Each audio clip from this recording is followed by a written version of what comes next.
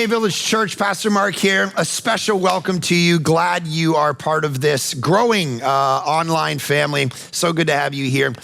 This week, we're going to do something different. We as a church have always prioritized and valued three things: gospel, the message about Jesus; community, which is like when you believe in Jesus, now you gather as the church in the world; and then culture. And the culture piece is actually trying to speak into the issues of a culture and reform and redeem culture under Jesus. And so obviously one of the major thing happening right now is COVID and everybody being inside and isolated. And what we're seeing is statistically a rise in things like stress, anxiety, depression. And so we wanted to address that. We wanted to stop our Psalm series and talk about that from a theological, practical angle and really delve into the why this is happening, what to look for, how to deal with it. And so I thought it was best to interview our resident clinical psychologist, Dr. Josh Kruse.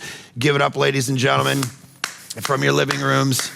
Thank you, Mark. Okay, now, believe it or not, Dr. Josh here has a PhD, which means he's smarter than me and smarter than all of you. So it's time to be quiet and listen. No, I was kidding. I know he looks like he's 14, but he actually does have a PhD, which is fascinating. And so anyway, glad you're with us. I want to play the role for you, the audience, of being kind of a questioner, an interview where we kind of delve into the issues that real people are facing today, from teenagers right up to elderly people, around the practical realities of what we're seeing play out in our lives, mentally, in regard to our psychology, our spirituality, our emotions, all of this stuff, and really delve into this. And so there was a study I was reading, some statistics.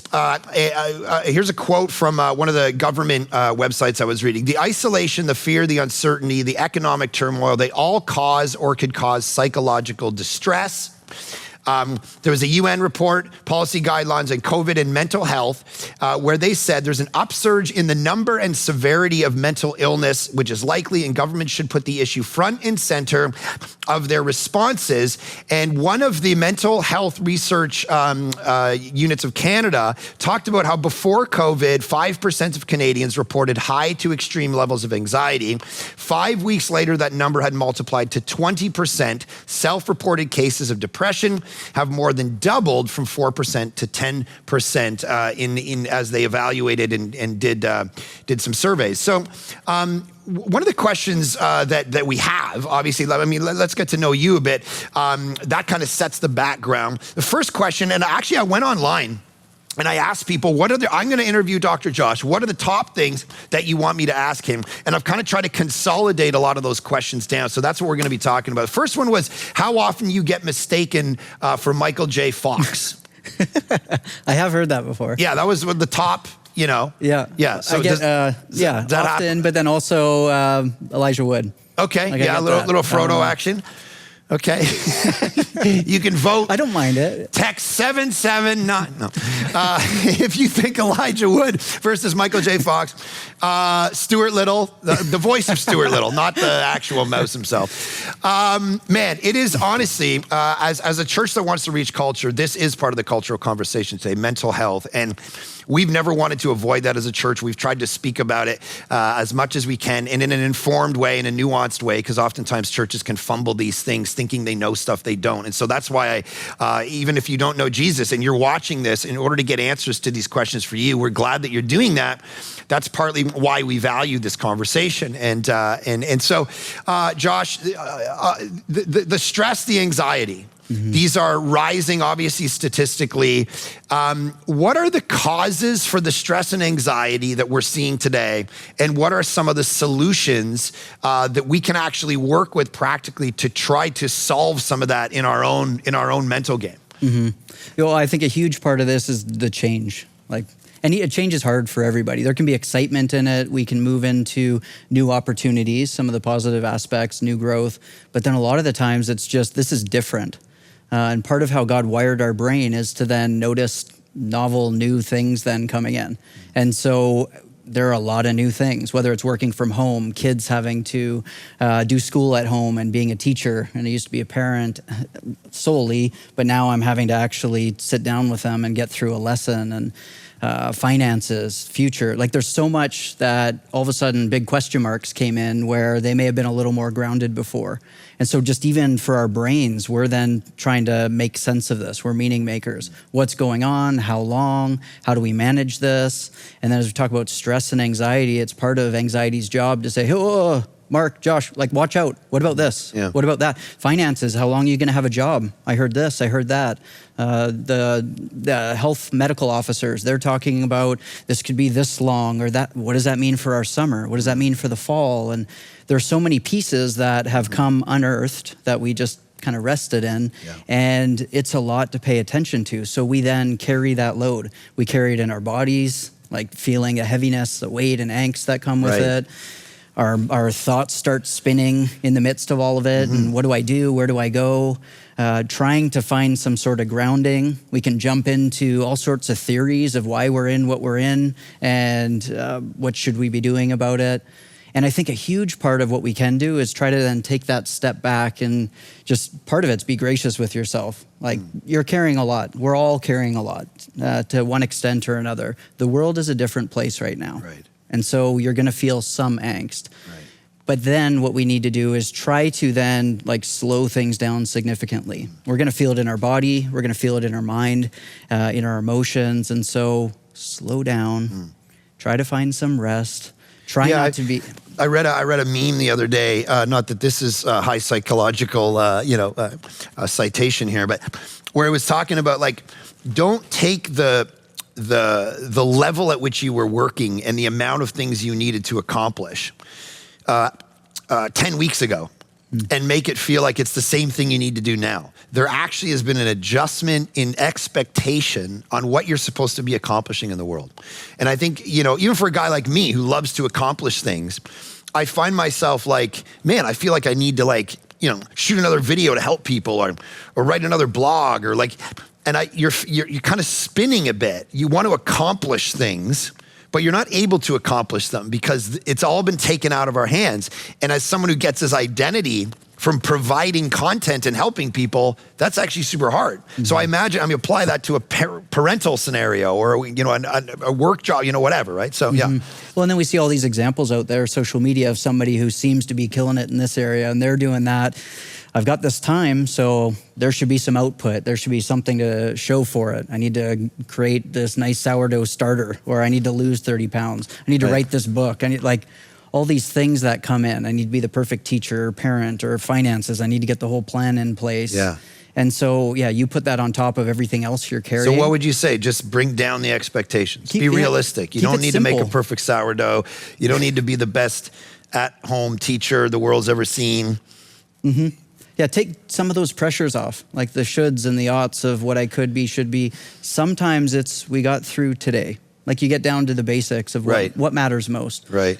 How are Actually, relationships, it's a good, family. Jesus thought about this, the Lord's Prayer, right? Like, think about what he says. He talks about, give us this day our daily bread. He doesn't go, give us the plans and the priorities and the everything for the next 3 years. Give us the money in the bank for the next 2 years. Give us the plan on the mortgage for the next 5 years of my life, or else I'm stressed. He goes, you had bread today. I'm going to ask the Father to give me bread today, and that's today, done. It's something beautiful about that. Because it's almost a lower expectation. Yes. Yeah.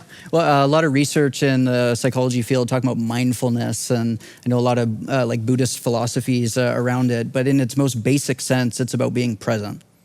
Just here right now. When we get into the shoulds and the oughts and this and the worries, we get pulled. It's almost like off center. And what do we need to do? Slow it down, come into a more simple place of expectations on ourselves.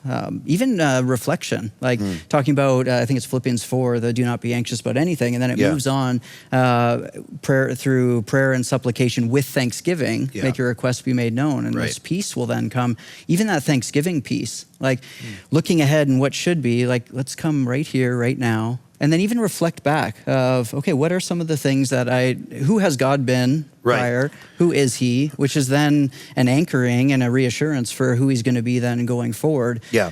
Take some stock, slow down. Right, say it out loud almost. Like I was at some people having a social distancing thing the other day, and we were chatting, and everyone is kind of down on everything this, it's causing, right? Like it's causing economic turmoil, everyone's dying, whatever.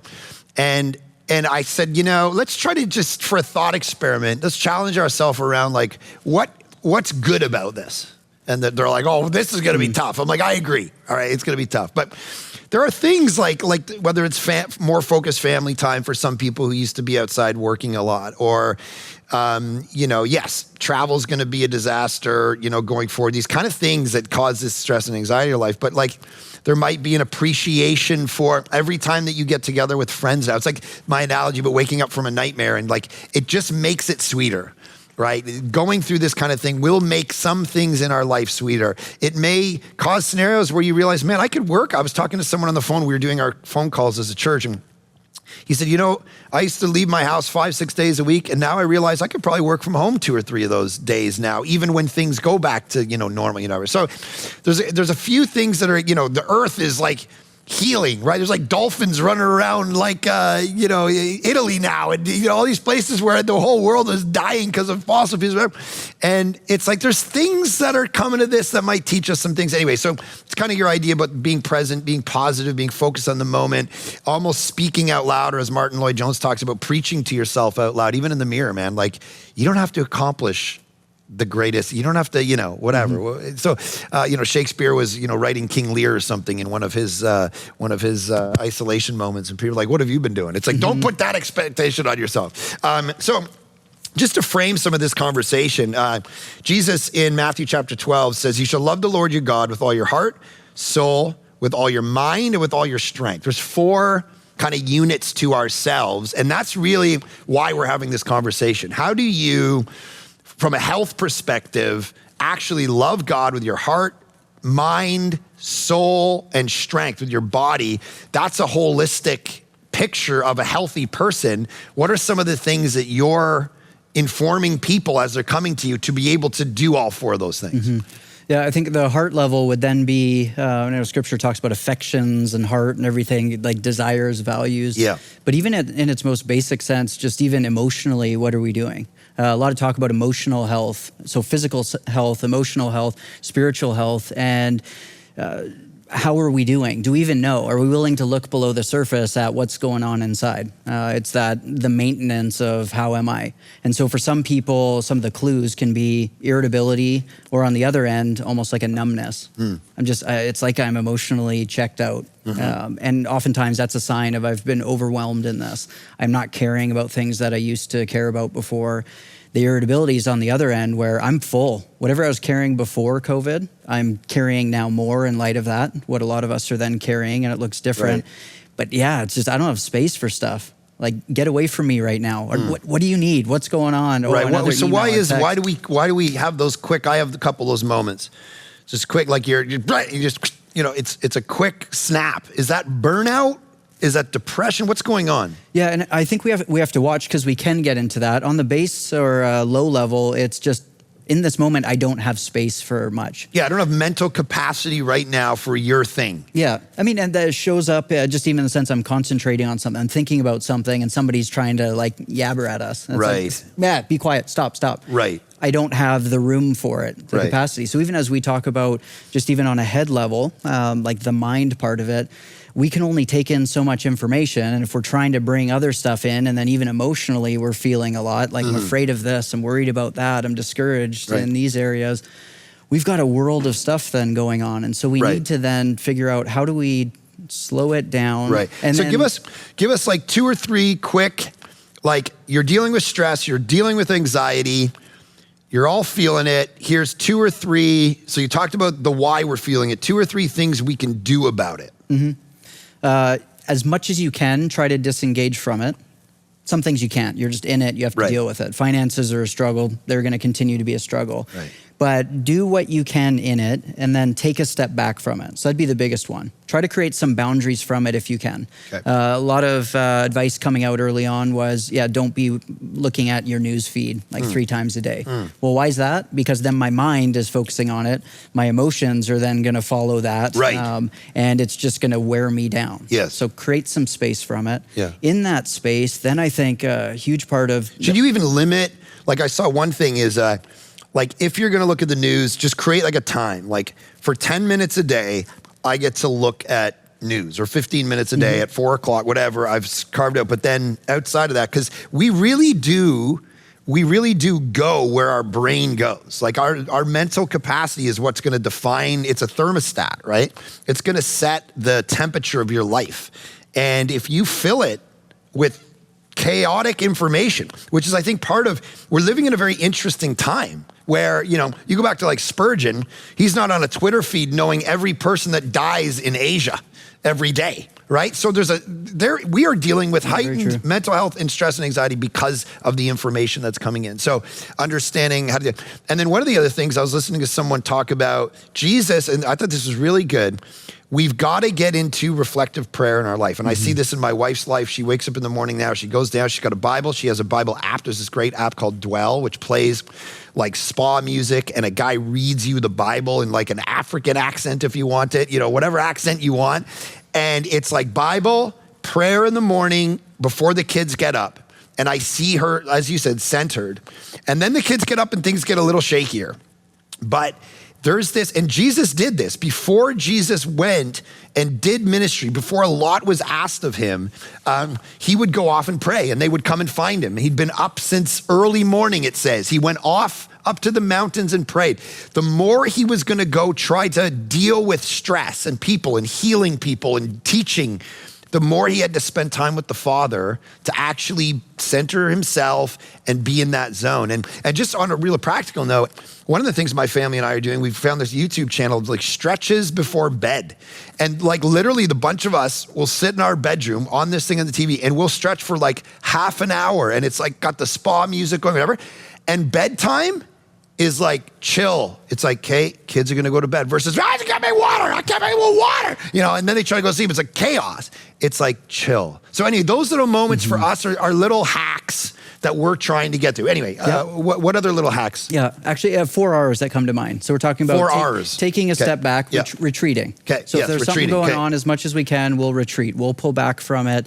In that place. And it's okay for a mom to go, hey, I'm gonna take 20 minutes and go for a nap. Yeah, or I need a timeout. In the afternoon. I need a timeout. Okay. But that's even just for our physiology. We get amped up. That's for marriage. That's for so many things. Right. When we're up here, you either stay in it and it's just going to keep perpetuating itself, or you retreat from it as much as you can, and then you refuel in that, the second R. So retreat, refuel, and you are then slowing down, coming back to that center. Right. That's where we talk about quiet times, and basically reading the Bible, praying, it then helps ground us. Yep. And then the third R is then the aspect of repurpose. We might have to go back in, it's the same purpose, but sometimes it isn't. So even, as you're talking about Jesus then going away, what are you repurposing?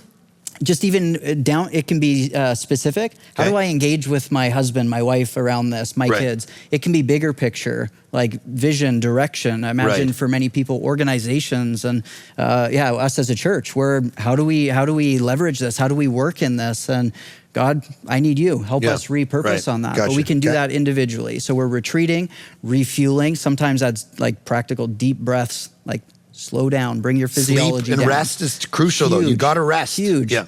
And then repurpose into, okay, God, what is it that you're going to have me do as I re-engage? How do I want to come back? If it's a relational thing, can I come back gently and actually engage softly? If it's a business thing, I'm going to implement this. And then the fourth one, re-engage. Right. That's the thing. We're not meant to go just sit in the mountain the whole time. Right. We pull back, refuel, repurpose, and then go forward from there. But one of the things that people are finding difficulty in is I can't re-engage because I'm stuck in my house. I can't. So what about this component of like the social? I read someone making the distinction, don't do social distancing, do physical distancing, because we're all social creatures. We actually need socialization. So how is that affecting us? Like I'm an extrovert, so I love to be around people. They give me energy. And then even an introvert, ultimately they want relational energy from other people. So how is that affecting us, and what do we do about it? Because Zoom doesn't seem to be the solution. No. People are Zoom tired. No, and I've tried that, whether it's with buddies or family, trying to engage, and it's a lot of stimulation. You got all these different windows. I just shut off the video at Zoom calls now. I don't even. And there's an intensity too. Yeah. Like imagine if we had 5 people sitting there, or maybe even you in your living room. That's different. Right. Somebody can talk. We could just sit and nobody say anything, and that's fine. Yes. You go into Zoom and it's concentrated. it's too much. And we're deeply relational beings. So how is that, how is that affecting us, not being able to go out and hang out with people? It's just the fact that we can't be around people? Well, and I think it's harming us in the sense that it's the catch-22 of we're carrying more than we did before. And one of the primary ways that we deal with that is in relationship with other people. Right. Like to talk about it, to process it. Just Shoot to pool with your buddy, hack around. Oh man, my wife and I got in this fight this week. It was crazy, but we're fine now. Now you're just sitting there. Yeah, you're then carrying that. And that's tough. So what do we do? So part of it, just recognize that we still go on Facebook and write it on your Facebook status? Just throw it out there and stir the pot. Boy, my wife doesn't understand me. So don't do that. Okay. Note to self. You work with what you have, Yeah. recognizing Zoom's going to be like 60% of what it would be like. Right. Still then reach out. It depends on the environment and what you're in. Like if you're at home by yourself, then it really is a reaching out. I mean, you need to get out. Sometimes just that physical exercise. Yeah, you need to get out of the house. People need to get out of the house. See humans while respecting. And if you're the afraid to distance. get out of the house, I'm no government official. I think in BC you can leave your house. Go for a jog. They encourage that. Go outside. Because you're probably statistically not going to get this thing just by walking outside your front door. So some of you are literally in your house like you haven't breathed air in 10 weeks. It's like, that's not good for you, right? Get out, breathe some air, go for a run, go for a walk. It's okay, and you actually need it. So anyway. And then for those of you who actually have other people in your house, and so whatever your circle is of contact, especially if it's family or spouse, like touch is big. And I realize we talk about love languages. It could be lower for some people. Yeah, but human contact, it actually can help soothe. We're back to like leper times where how did those lepers feel not being touched in 3 years? We're actually starting to feel that now. It's like, wow, I can't hug anyone. I can't high five my buddy at the golf, whatever. So it'll almost kill you on the inside. Like anything else you want to hit around anxiety and stress right now, practical solutions? Yeah, those four were good. Yeah, the pulling back, engaging with others if you can, find grounding, repurpose. As much as you can, connect with other people. That's huge. And I get that. It's like, great, but we're in this like distancing time. Right. Still make the most of it. Some people have retreated. But no, how can you reach out? Got to figure it out. Okay. Let's go jump to marriage, parenting, all of that. Marriages, they're saying that one of two things is going to happen coming out of this. You're going to have a lot of babies and a lot of divorces.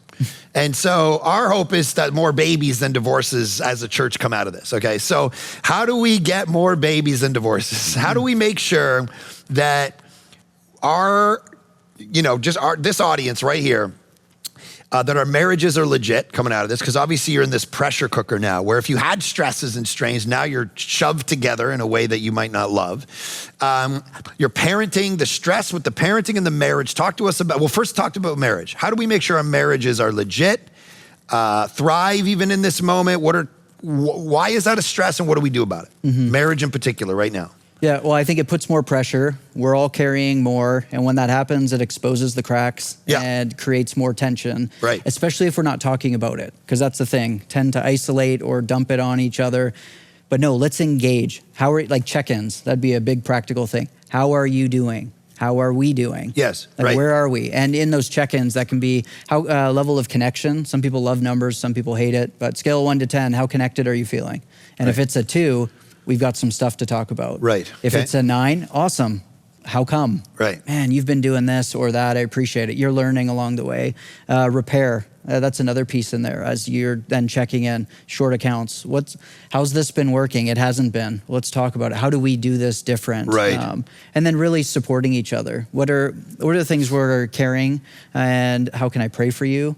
And actually, you don't even have to ask that if you're checking in. Yeah. Let's just pray together. Let's actually engage around this. Yeah, and a lot of people watching this, if they don't pretend that they're super spiritual, praying with their spouse, they say, is like kissing your sister. Some of them just don't do it.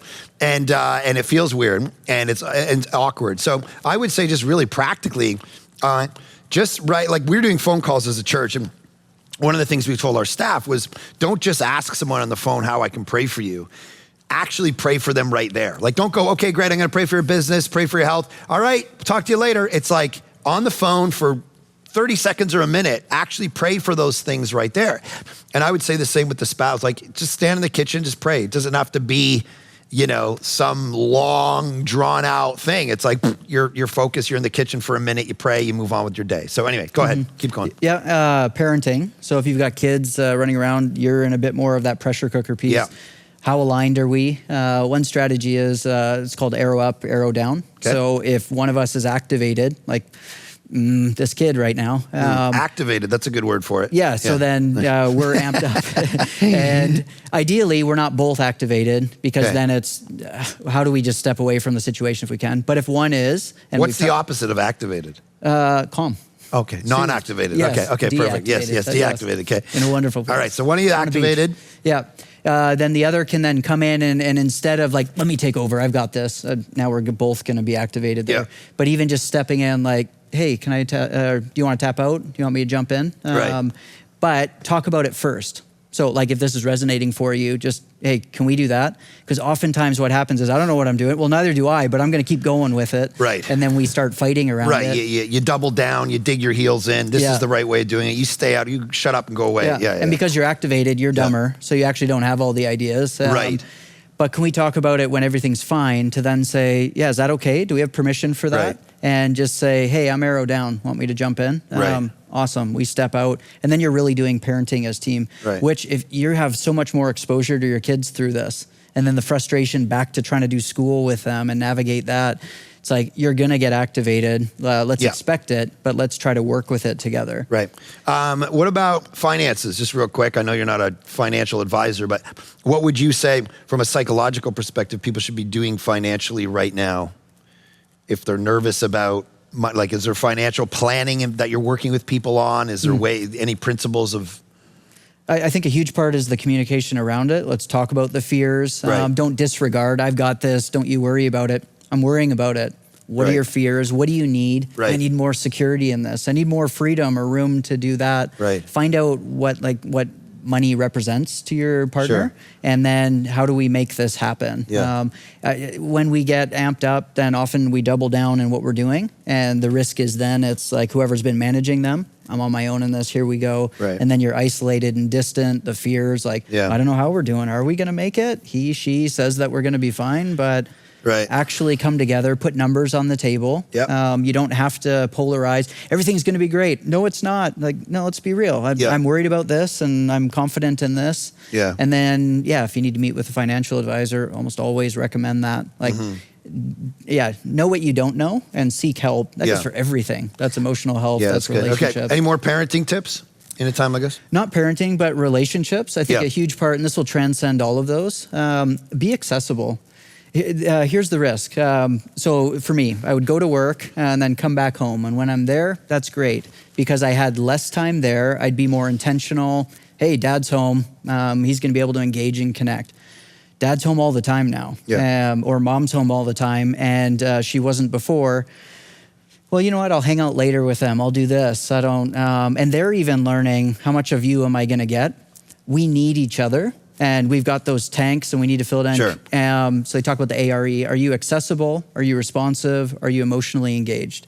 That's the big thing. And if you're then tuned in here and you rarely ever come up and actually then engage with them in that sort of way, we get like, it's almost like hangry for connection. And we're either gonna amp up and start fighting for it or get really irritable, or sometimes we shut down, no, it's not gonna happen here. Any tips on the social media thing with kids in a moment like this? With the phones and the screen time, any tips on how to, because obviously for many it's just like, hey, I don't know, just go watch YouTube videos, I don't know. I think on the one hand, have more grace. They're going to be on it more. And if you're then trying to fight the battle of this is what we set up prior, we need to keep that. Pick and choose your battles. However, do have downtime for that. That's been one of the beautiful things of this time. We're doing board games more, so not all the time, and I don't say that in a pressured sense of what are you doing with your kids. But no, have that space and that time because they've got a little more room. Risk is extra Settlers of Catan, is that what you're playing? I'm not. Like the Abbotsford crowd? Risk. It's perfect. No, I'll trade you 2 wheats for a brick. I remember I was like, people introduced this game to me. I'm like, what are we doing here? I'm used to trying to take over the world and risk, and now I'm trading barley oats with you for your fence or something. I don't know. Anyways, so more board games, that kind of stuff. Yeah, It's be great. intentional and even throw it into the schedule, because that's the other thing. Yeah. We don't have the same structures we had in place. Right. Don't overly structure, but put a little more in, especially like if Yeah, you're that's good. feeling down or depressed and you're waiting for something, you feel like doing something at some point, you're probably not going to feel like it. It's probably not going to happen. What matters? Can I put it in place? Yeah. And that goes for marriage. Hey, at 7, you Yeah. and me, let's go for a walk. We're going out and doing this. Yeah, that's good. I know people who every night at 6 or 7 o'clock, their whole family goes on a walk. Every night, part of the rhythm. Talk about a little bit about why, the rise of addictions, porn, alcohol, these kind of things happen in these moments. I think we know why, because people kind of, even, what was it, Pornhub or something created online free during COVID. It was like, and numbers are through the roof. It's the most downloads they've ever seen, whatever. Obviously playing on the proclivity of people in a stressful scenario to go toward addiction. Why does that happen, addictions? It's in its most basic form, pain, difficulty, something's off. I want to soothe it. Right. And that's, we can go to and that's the way you do it, drinking. So your brain, talk to us about how your brain works just for a minute around that. The fight or flight in the midst of stress, the dopamine, and how you're, give us 2 minutes on that maybe. Sure. Because Jesus talks about your body. Yes. You got to love God with your body. And one of the ways you do it, your brain cells are literally being carved out by your actions. And so, how does that work? No, and so God's intention, we are relational. Something comes up. In this world, we'll have trouble. We're going to experience that. We are then reaching out to him, reaching out to others, ideally. The more we have and or the more disconnected we feel from God and or from others, then we start trying to figure out how we manage it. And there might be some other healthy tools, pieces in place, as we talk about retreat, take deep breaths, re-engage in that way.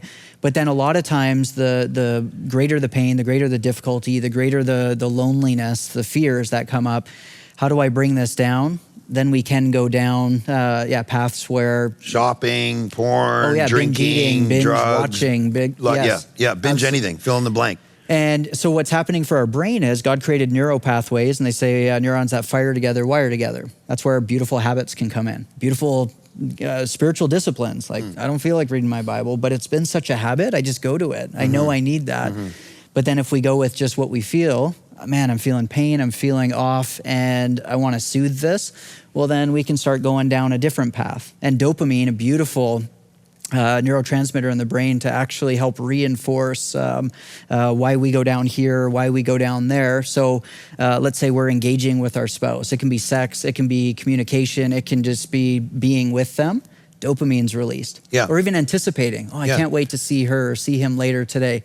Dopamine starts dripping. It's a reward. Yes, exactly. It's a reward that's dinging in your brain every time. Draws us then to them. Beautiful. However, we can then, and so let's talk about pornography. It's, okay, I'm feeling this pain, I'm feeling loneliness, or things are difficult then in my relationship or relationships. I'll go here. I can control it better. There's a pleasure component to it. Dopamine's released, and then we start firing down that path. And so then in the moment of difficulty, it's almost like we've got a bit of a decision point of, am I going do here? something really hard and difficult, or go towards something that's easy and gives me quick pleasure and releases the dopamine. They even say that about, like, you get a text on your phone and dopamine gets released in your brain because it's like, ding, somebody likes me. And that's an addiction, and why people like the likes on Facebook and there's actual, you're carving out things in your brain every time. Okay. Anything else on that we need to be wary of? Like, how do we defeat it? How do we make sure we don't go down those paths? First off, like in the most practical sense, Fight the New Drug is a good organization. Join Fortify. Like if pornography is one of those things where I'm going down this path, it's got a hold on me. Pure Desire, they've got all these online groups. Get help, like get support. That's the thing. You're just going to keep going here unless you have somebody else who's grabbing the wheel with you. Then they're saying that AA is going to be rammed coming out of this. Sadly, yes. And so I assume AA is happening, Zoom feeds and things. People are still meeting. So if you have those kind of things, don't wait till this is all over and then go find an AA meeting. Actually start doing this stuff now, right? Yeah. Okay. Anything else on that? No, just relationships. Okay. Like, can't do it on your own. Yeah. Reach out, reach to God, reach to others. I'm going to fire through a few of these now because these are, things that people asked about. So let's talk about depression. Depression in our lives. How do we deal with depression? And talk about the distinction between, there's people who actually have like the mental health issue of depression. And then there's people who are just feeling depressed at certain times in this moment that don't usually normally deal with that, as those statistics we talked about. So how do we fight depression in this moment? And what would cause us to feel more depressed? How do we make sure we keep that down in our lives? Yeah, I think on the one level, is this a COVID thing? Is this like a mental health thing that's been enduring? I think part of it would be... Let's just go with the COVID thing for a few minutes. Okay. Just this is not a thing in your life, but since this has happened the last 10 weeks, you feel it. What would you say to do? Yeah, I think a big part, so recognize, saying be gracious with yourself. Like, this is hard. We're in a difficult time. Right. I would then start tuning in. So your body's gonna need rest, but then also, what am I telling myself? Like as we talk about the mind, how am I talking to myself? We have a relationship with us, and a lot of that's then formed by relationships growing up, the comments we've heard, the feedback we've received from other people. What are we saying to ourselves, and what's the impact of that? You're horrible, you're not gonna measure up, you're not good enough. Well, that's going to then spill down into how we feel and what we end up doing. Right. Big connection between those. So then let's even take that step back and look at how am I talking to myself? And this is the beauty, not as a slap-on sort of thing, but even around scripture of who does God say I am? What is he calling me to do? And what do I do with this, these fears, these negative thoughts, this discouragement? We then have to then reprogram our mind, transformed by the renewing of your mind then and there of, and how do I do that? We take stock. What am I telling myself? How am I talking to myself? Am I putting all these pressures of shoulds and ought tos in there and expectations I'm not gonna be able to measure up to? That's discouraging. Yeah. Or can I be more gracious with myself and actually have a good coach than saying... Yeah, I think practically you look at times in Israel's history biblically where they'd be discouraged, they'd be down. They used the Psalms as a prayer book. And I would encourage people, the Psalms is great. I was watching one guy talk about this the other day. The Psalms, use it as your prayer book because you get theology, but you also get prayer. And you're learning about God, you're learning about yourself, you're learning about salvation, but you're also praying at that moment. You're actually connecting not only to a book, but to God, the word, and then the word behind the word. And that's actually feeding you. And so even praying them out loud has been a historical thing through the church in Israel's history. And I think at a time like this, making sure that's even happening because you're speaking life and that's helping to carve certain things about your identity and about who God is and all of that. So anyway, so yeah. Yeah, and so authenticity is huge in there as well. Yeah. So as we're praying, he knows, like he already knows what we're praying. It talks about the Holy Spirit's like interceding with groanings. Yeah. So he's then with us. It's about us then finding him there, meeting with him so we're not alone in this, and then with other people too. Man, you can be a room with 49 people. One weekend. Hypothetically, yes. And you can feel so alone. They can even be friends. They can be family. Right. But then are you real? Are you real with yourself? Are you real with God? And are you real with other people? Right. Because when you do that, whatever, especially depression, it's like you're carrying this weight. You got this huge backpack and you are tired. Yeah. And you don't feel like doing much. And it's dark and it's discouraging. Feels like you're just going through molasses. Yeah. And I may not even want to. I'm done. I don't want to do this anymore. And so the best way, like if we took that literally, if I'm then carrying that, what would I need to do? Hey, Mark, can you carry some of this with me? Right. So then we need to bring somebody else into that. We're trying to maintain these appearances in so many ways. There's this passage in Galatians 6, Paul says, bear one another as burdens. Yes. You know, and I always have like the image of like Samwise Gamgee, like, you know, pick it up. You know, Dr. Josh, as he's trekking up Mount Doom, Frodo, yes, Elijah Wood. And Samwise is picking up Frodo and he's going, you know, I'm not going to take the ring, but I'll carry you. And he bears him over and he treks up the Mount Doom, you know. And it's like, that's actually the job of the church right now. And I would say instead of spending all of our time online trying to sound smart or get all whacked out about what's going on in the world and learn all the stuff, and which kind of gets depressing, go out of your way to encourage people. On the way here, I got texts from people that were like, man, that sermon like changed my life. I just watched it. I shared it with my buddy. Like, man, thanks for slaying it right now and doing your best in front of this camera. You know, and you're like, you know what? That gives me a bit of oomph coming into today. Like, Sundays are hard. You get up, you're like, oh man, I got to talk to Greg here by himself. No one's in the room. This is kind of depressing itself. And it's like, wait, like people are actually, those texts come in and it's like, okay, I can do this. Imagine we just, the thousands of people watching this took their weeks and texted people little like, saw that thing you did, love that thing, remember that thing you did, you're awesome, versus the down and the negative and the dark and all that. So anyway, yeah. No, we absolutely need that. Yeah. Even for me, prepping, coming into this, then, hey, pray for me. I need that. Yeah. And then what happens? Right. God's with you. He's going to speak. Totally. There you go. He'll then touch this. It's great. Okay. Anything else about, obviously depression's a big one. Mm-hmm. Anything else you want to hit that you wanted to say about the practical, how to fight it? No, I think that's good. Okay. Feelings of hopelessness about the future. A couple people asked about that. Basically, we don't even know what's going to happen next month. We're like, so there's no one going, this is going to be allowed. This is going to be, so you're feeling hopeless. You're scared that your kids are going to get sick. You're scared your spouse is going to, that hope is so needed. I'm reading Viktor Frankl's book I was mentioning last week, The Man's Search for Meaning. And it's Auschwitz and all these prisoners, if they don't have that story, if they don't have that hope, if they don't have tomorrow to look forward to, they just die in their spirit. How do we make sure right now when we're locked up in our homes and we're being told life is never going to go back to normal? Life is, it's like, what the? Okay, like talk about why we're depressed and rising of anxiety. How do we fight that feeling of hopelessness right now? Yeah, I think a huge part is then I'll speak for myself. I discovered significantly in the first stages how little control I have in this world. Right, yes. All of a sudden things get unsettled and it's like, well, what can I do? I could do that piece or I could do that piece, but and I'm just left in that. Yeah. So on the one hand, it's discouraging. Like I'd love to, I've got 8 things. Right, and then that all start with the letter S. But I don't. Right. Like it's just reality. We're grieving. Yeah. This is what we're in. We don't so much know. of the Bible is actually lament. Yes. You could go read the book of, maybe don't read the book of Lamentations right now, but so Jeremiah, Lamentations, Isaiah, the Psalms, so much of it is life is tough. It's hard and I'm in it and Lord be with me. Anyways. Yeah. And so even thinking about the Psalms there too, it's, I love Psalm 143. It talks in the first 5 verses about I'm feeling crushed and broken and down. And then it shifts into verse 5 and 6 and beyond. It talks about, I remember the days of old. I meditate on the work of your hands. Yeah. And all of a sudden, there's this uplifting that starts to happen. Yep. Circumstances for him didn't change all of a sudden, right, but his perspective did. And I think that's huge. Yeah.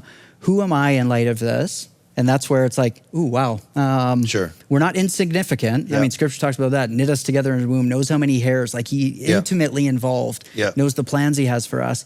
But then in the big picture, it's him. He's got this. So what am I going to hold on to? Am I going to spin my little tires and maybe here I'll do this and then maybe I'll do that and that'll just a semblance of control? No, if anything, I know I've experienced the end of that. One of the things, if you're not a Christian and you're watching this, one of the things that I think is beautiful, there's a lady who just wrote an article about this in, I think, the latest Oprah magazine or something, where she was talking about how her Christianity really, and there was professors, 10 years ago talking about how secularism does not let the Western world frame suffering properly. We're the worst prepared group of people for suffering in the history of time because our whole worldview basically gets us to run from it and not explain it and not put a purpose for it.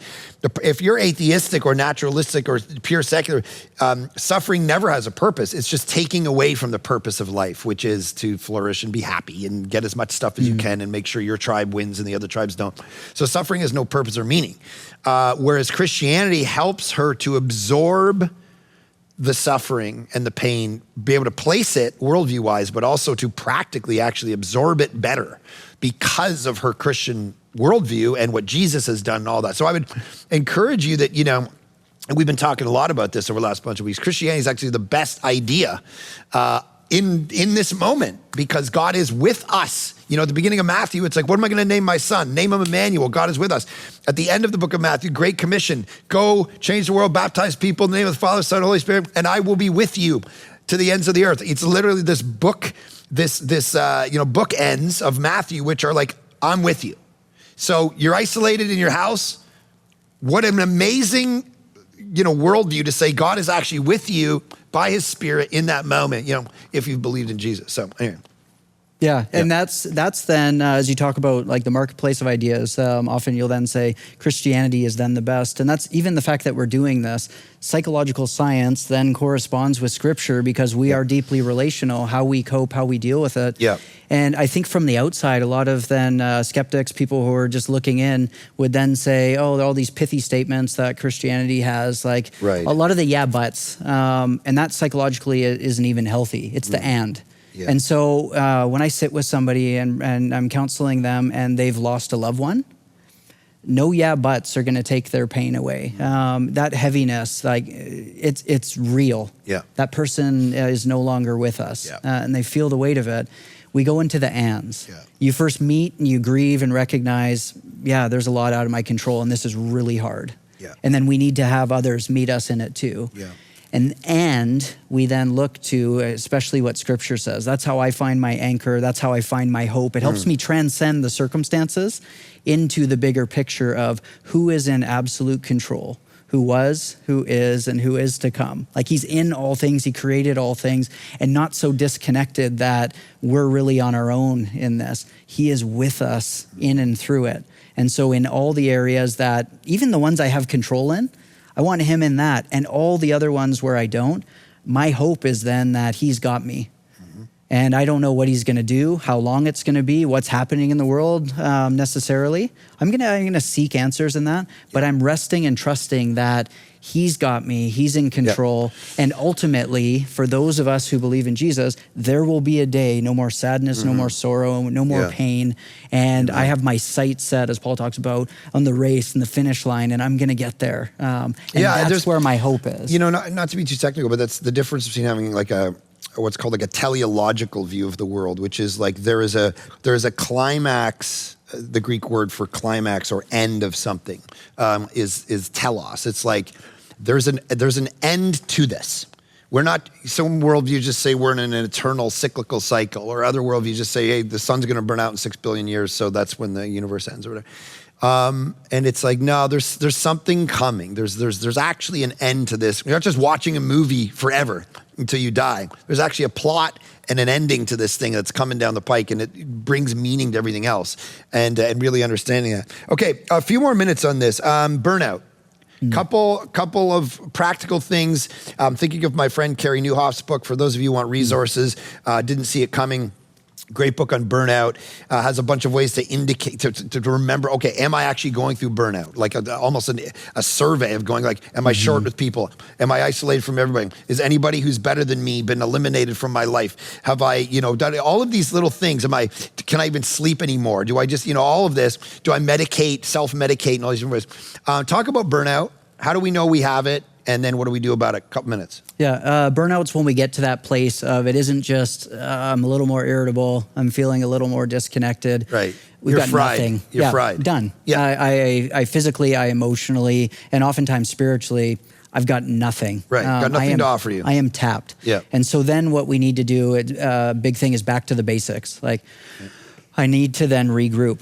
Here's the risk, though. A lot of people are then in burnout and they keep going, and they're trying to spin their tires. They're trying to drive the car, so to speak, with nothing in the tank, and they're not going to get any more refuel. No. So when we're burnt out, we have to then fuel up, and we do that by. I know a friend of mine woke up after writing his master's thesis, and didn't get out of his bedroom.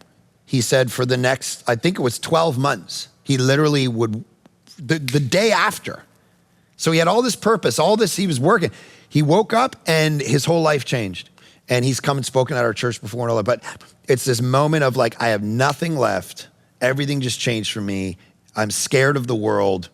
I can't add one more thing. I'm totally terrified. Anyway, it's a real thing. And people out there are actually experiencing it. So know you have it. Know you're looking into your own burnout, and then, be able to fend against it. Well, and get the clues from other people. So the clues of your body, because that's the basic one that if you don't pay attention here, it'll get your attention. Yeah. And you might be in bed for however long. Yeah. And the longer you are, it's usually an indicator looking back of, wow, I dug really deep into that. Yeah. And so ideally we're catching it up front. So be in relationship with other people. Like, especially like if you've got a spouse, chances are some clues are coming your way. They're letting you know, like, things aren't good. This needs to change. Sure. That needs to change. Yeah. So ask them. If they're not telling you, ask them. How am I? What does that look like? Check. How am I carrying tension? Do I have aches and pains and all sorts of stuff? Especially then some of that shoulder, neck stuff.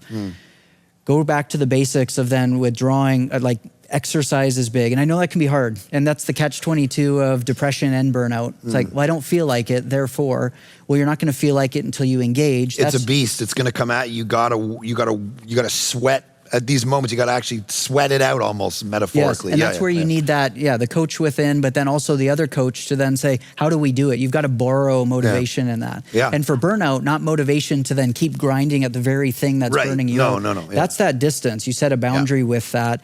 And then you need to do some of that deeper work of like, how did I get here? What's going on? What am I telling? Am I too, in like my ego's too connected with my work or with family in some ways? Yeah. And I need to explore that, work on that. Pete Scazzaro talks about emotionally healthy spirituality, some of those components of doing the daily examine and going in and trying to discover, how did I get here in order to refuel, repurpose, and then go forward. Really quick on that, and then I have one more question for you. The stigma around, especially in the church world, around meds, around depression and some of these, the mental health issues and people who go to counseling, obviously, and people who take meds in order to curb it. Talk a little bit about that stigma. How have you seen it play out, and what do you think about it? Yeah, I mean, it's hard. There's the stigma around mental health in general, and then medication seems to have its own stigma within it. Part of what you hear on the one hand is, well, are you praying about it? Are you talking to God about that? You shouldn't then need that. And that can be dangerous. Sure. And then sometimes in reality, it's just like, oh, I'm feeling a little bit off. Meds, I need something in there. And I think there's a whole host in between to where, let's look at depression in particular. I'm feeling down. Sometimes it can be biological. How long has it been going on? Man, as long as I can remember. Or what we'll often do in counseling is then, when did it kick in?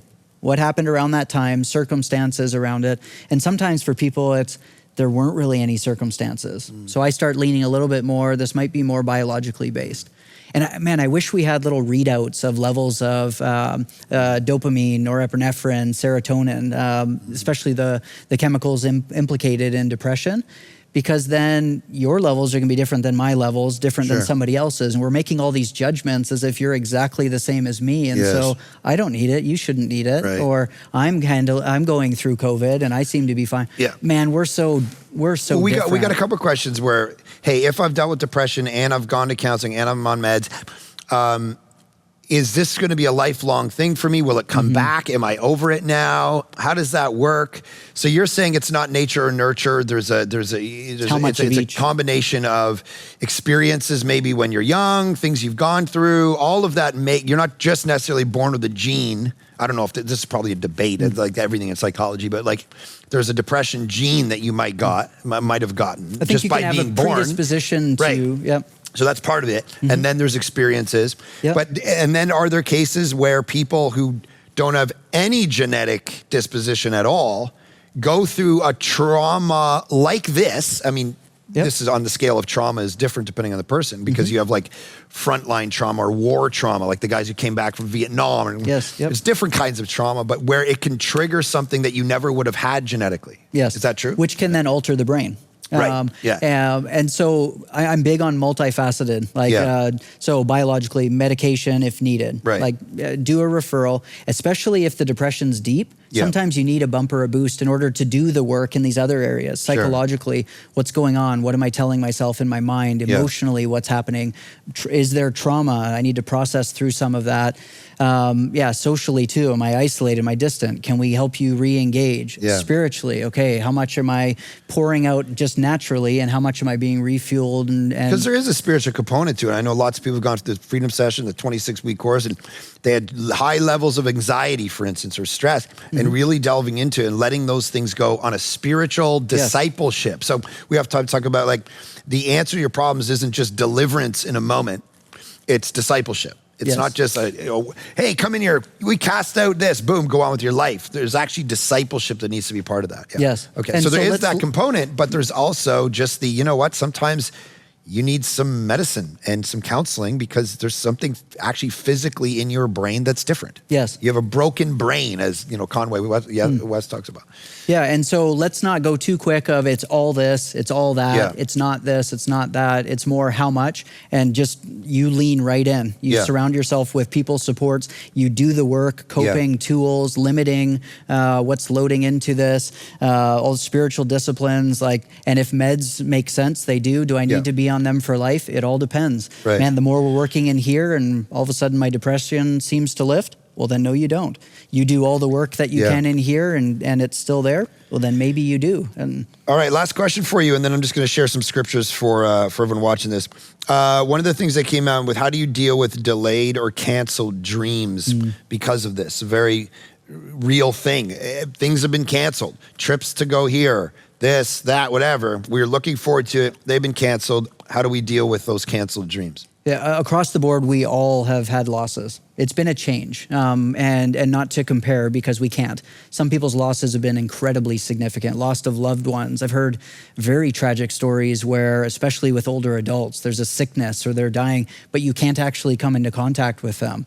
That is deeply painful. Yeah. That's a big loss. And there are other losses. My grade 12 son, it's his grad year. And so it doesn't look like it did before. We're grieving that grad might look like they do a drive-in theater and then the kids walk across. What? No, that's not what he's been hoping for. I saw an article with a priest squirting holy water on people with a squirt gun today. So he's like, so maybe that. Look, kids, graduation, in retrospect's not that big of a deal. We all know that. But yes, we understand it. It matters. So yes, right. It looks different. Yeah. Yeah. Finances, we're expecting this or that, even vacations, all that too. Yeah. For each person, it looks different. So then I just think of the stages of grief to where, and they're usually not stages, and it's not perfect, but they're 5. Denial. This isn't really going on. COVID's not a thing. It's not, that's not a loss. Grad isn't a thing. Getting a house isn't a thing. Health, safety, it's almost like I don't have space for this, or I don't want to go into that. So I'm just going to act in denial. Yeah, sometimes shock can do that too. Right. Then there's an anger, like a frustration or an irritation with this. This isn't fair. We're seeing that socially even, Yeah, and we start snapping on each other and irritability. And then you can move into more of that questioning or just trying to make sense of it, the confusion in it, spiritually. God, what are you doing? Are you in this? Are you not? Did you start this? Are you going to end this? What? We can move into depression or sadness. And that's a lot of times where the heavy work is. I mean, anger matters too, but just sometimes it's tears. Sometimes it's just talking about that and trying to express it. That's a big part of it. The more we stuff, the more we distance, the more it'll just take us down. Yeah. The more we can engage with others and express it, huge. Yeah. And then we come to the final stage, they'll call it acceptance. Right. And we'll go in and out of these at different points. And I might, just use the grad example. I think I'm okay with this. Yeah. And the next day, I'm not. I don't. What about this piece? Or a new aspect comes in, seeing it in a new way. Yeah. And then, we come back to a place of acceptance as we lean into these pieces with others. Right. Okay, let me, thanks. This is good stuff, Dr. Josh. Anything you want to leave us with? Any other thoughts you never got to that you think would be helpful? Be gentle with yourself. Reach out to others. Reach out to God. I know that sounds simple, but that's what it is. There's so much going on. If you don't remember all the steps, the stages or this, that's okay. Yeah. Just slow down and be more okay with being where you are. You don't need to change the world. God, what is it that you're calling me to? Fill me up, fuel me to then go out. It's great. Some people asked about some scriptures that would be encouraging. So I looked up a few to give you. Isaiah 41:10, fear not, for I am with you. Be not dismayed, for I am your God. I will strengthen you. I will help you. I will uphold you with my righteous right hand. Philippians 4, do not be anxious about anything, but in everything, by prayer and supplication with thanksgiving, let your requests be made known to God. And the peace of God, which surpasses all understanding, will guard your hearts and your minds in Christ Jesus. Whatever's true, finally, brothers, whatever's true, whatever's honorable, whatever's just, whatever's pure, whatever's lovely, whatever's commendable, if there is any excellence, if there's anything worthy of praise, think about these things. So go through that list and think about, what do you spend your mind on during the day? Is it that list or is it crazy stuff? 1 Peter 5, casting all your anxieties on him because he cares for you. Proverbs 3, trust in the Lord with all your heart and do not lean on your own understanding. In all your ways acknowledge him and he will make your paths straight. And then 1 Corinthians 10, no temptation has overtaken you that is not common to man. God is faithful and he will not let you be tempted beyond your ability, but with the temptation, he will also provide the way of escape that you may be able to endure it. And I think that, we got to really understand that this isn't a lost cause. This isn't over. So the ultimate way we see that is in the person and the work of Jesus, who came as God, died for our sin, rose again for our salvation, and offers us eternal life, offers to take away the hopelessness of our lives where it's going nowhere and it means nothing. And so, I would invite you to believe in Jesus, understand you're not the hero of your own story. Email us any questions that you have. hello@thisisvillagechurch.com, and we would love to chat with you and help you in any way. So let me pray. Father, for all of us watching this, listening to this, I pray that this goes toward our own mental health, that we serve you in our minds, and we want to be able to serve you well in our minds in the world, and pray that Holy Spirit, you would take this information, whatever, maybe there's only one piece of it that had anything to do with us in our lives, let it work on us to make us better. As Josh talked about, the renewing of our minds is partly what you're doing. And I pray that this conversation helps with that. Holy Spirit, you're a divine deposit actually in our lives from the outside that actually renews our mind. And so I pray we lean into you, Holy Spirit, as you do that work in us. Take away our anxiety, our fear, our depression, the mental health things that we're dealing with. Help us to deal with them healthy and bring them to you and make you a part of that solution and not try to walk in our own understanding alone. Thank you for your grace. Thank you for this time. Thank you for each person watching this. Let them be encouraged today and do the work of encouragement at such a time as this. In Jesus' great name we pray. Amen. All right, guys, thank you for being part of this. Thanks, Dr. Josh, for all your wisdom in this. Thanks for joining us, man. Thanks for having me.